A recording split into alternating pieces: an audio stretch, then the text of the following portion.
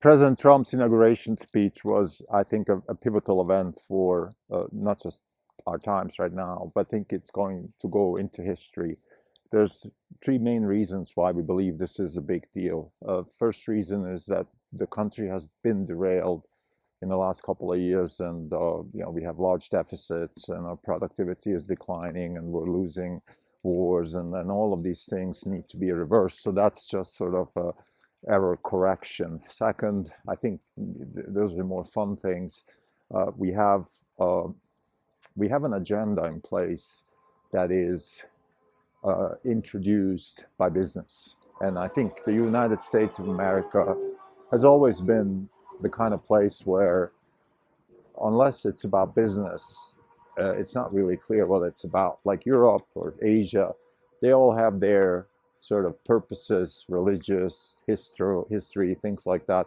America doesn't have that, and that's an advantage. That's a feature, not a bug. That we don't have thousands of years of history. We can't go back and complain about, well, I mean, 500 years ago you did this to us, and now we do this to you, or all that kind of stuff. So we don't have that, and that's why we need other purpose, and our purpose is business. And whether that comes to the Puritanian, Protestant type attitudes that came here with the Pilgrims, or whether that is just simply looking for purpose, no matter what, that remains to be open. But what matters is really that unless America is about business, it's not clear what it's about. And I think Trump's inauguration speech is a business plan for the next 4 years and hopefully beyond. And I think the third thing, which is tied to the second, is this business plan has been maybe not written fully, but definitely inspired by Elon Musk. And when I say Elon Musk, I don't just mean him as a person, but him as a symbol. Elon Musk stands for innovation, science, and entrepreneurship, which is three words that encompass another important word, which is growth. Economic growth is what the United States is based on, built upon, maybe necessitates to even exist. Because again, if we take the second point that I made, which is kind of like, unless America is about business, it's not really clear what it's about. If we take that seriously, and we then also infer that, well, I mean, if it's about business, well, then who decides what business is and how it's going to be run? And I think the best solution to that question would be we just take the most successful people that have been successful in business and we apply them to the country. And that is Elon Musk as a symbol and as a person.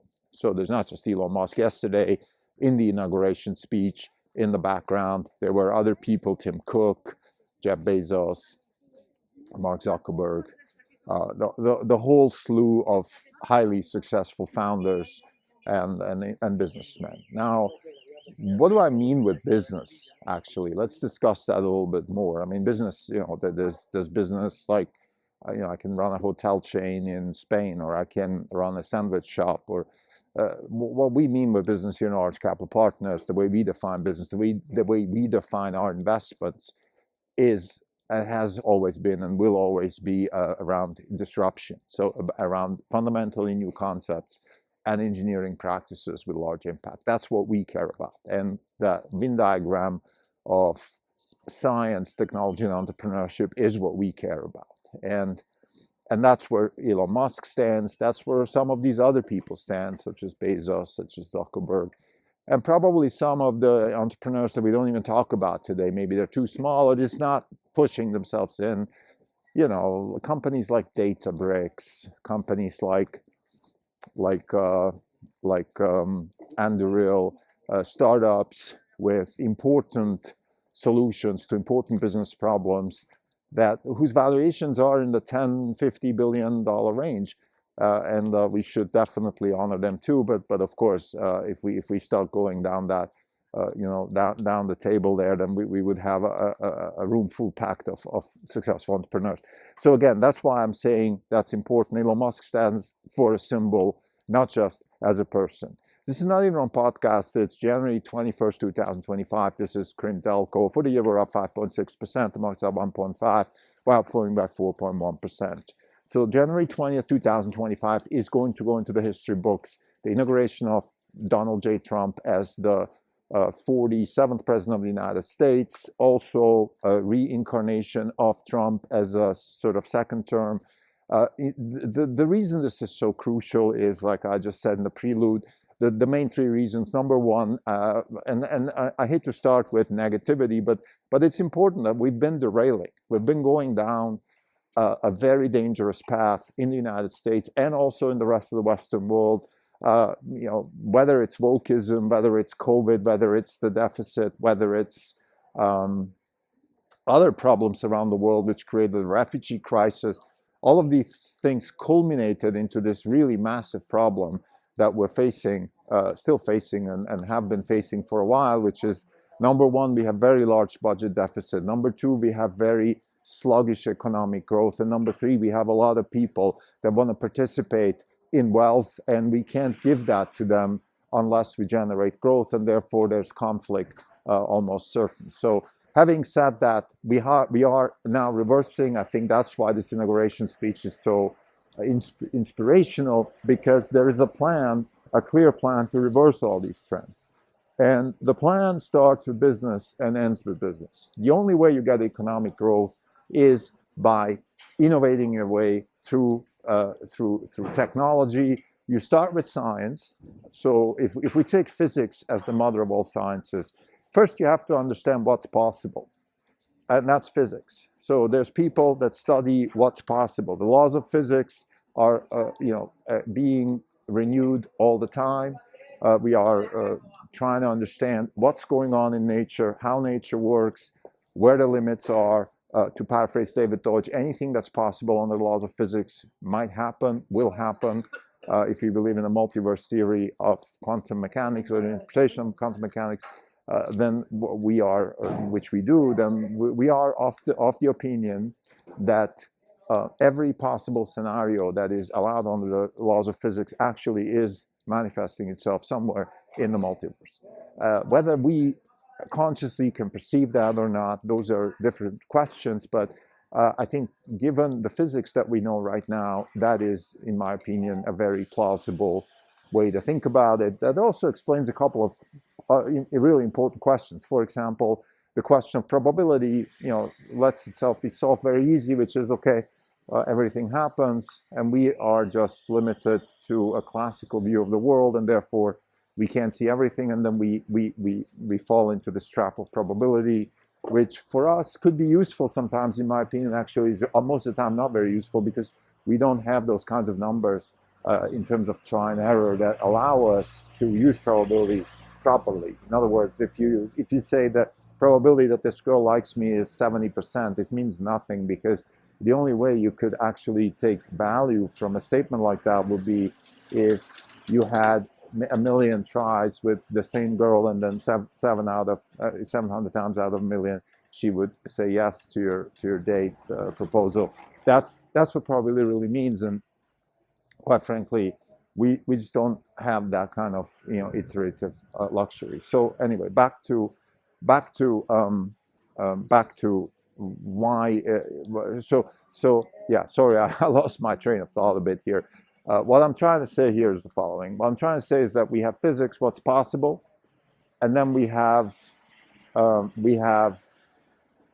technology, which is, okay, what is now useful. From what's possible, we go to the useful, and then we have entrepreneurship, and that is the turning into the useful into a business. That is what business is. So Donald Trump's agenda has been around that kind of business. So that's what we're talking about when we talk about business.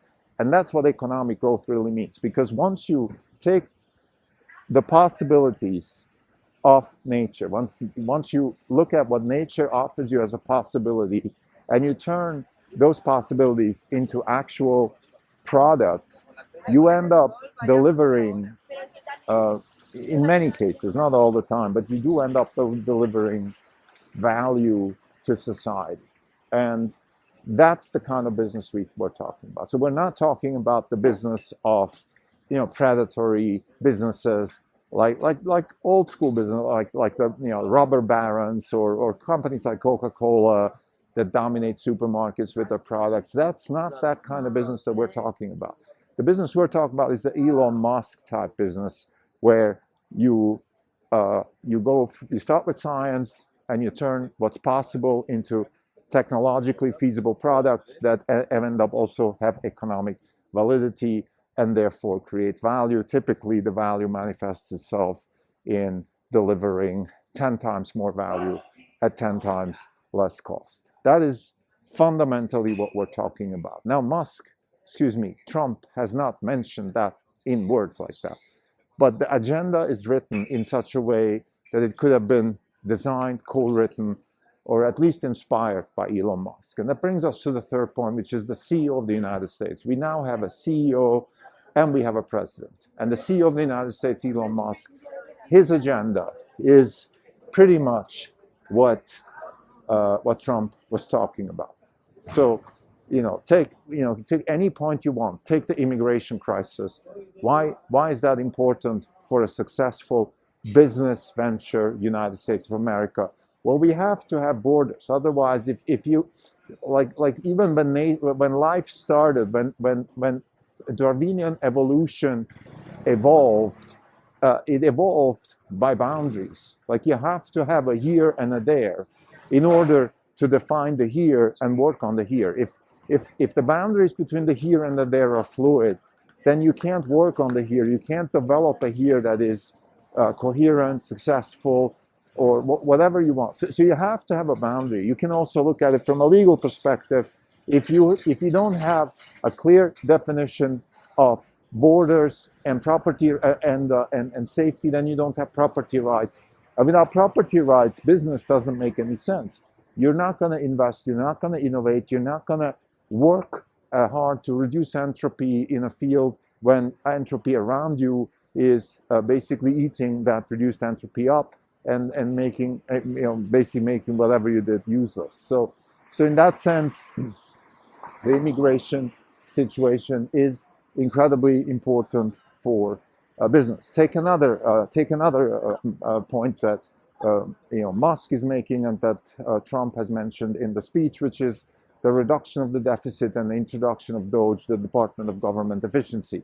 Why is Musk interested in that? Well, you can't have successful businesses growing. You can't have a growing economy if an increasing part of the economy is sucking money out of its own citizens to either waste it on the cronies or even worse, send it overseas, like in the case of the wars in the Ukraine and the Middle East. So that's not how growth works. That's, again, if you suck money out of a business to send the money somewhere else, you're not going to have a very successful business for a long time. There's also more tangible ideas that came from the speech. For example, we want to go to Mars. I think Trump is putting himself in a position here close to John F. Kennedy, and I think the parallels are striking between Trump and John F. Kennedy. There's a new dawn, there's a renaissance of optimism, of can-do culture, and as John F. Kennedy said that he wants to put a man on the moon, Trump said he wants an American astronaut to plant a flag on Mars. So that is, of course, very tangible. And the technology that allows you to go to Mars is also the technology that allows you to succeed on Earth and generate economic growth. And why do we need economic growth? I think Elon Musk, in my opinion, is also the biggest humanist out there because it's the best for humans. It is the best thing for humanity as a whole if we have economic growth, hands down. There's just no other way to look at this because you can't have a growing population on Earth.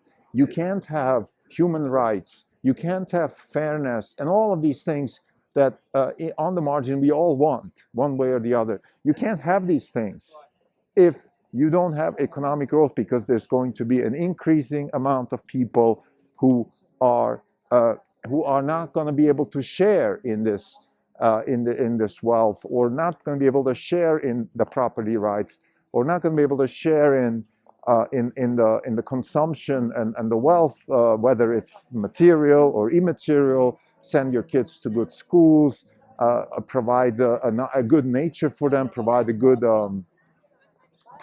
place to live for them, for yourself, for your kids.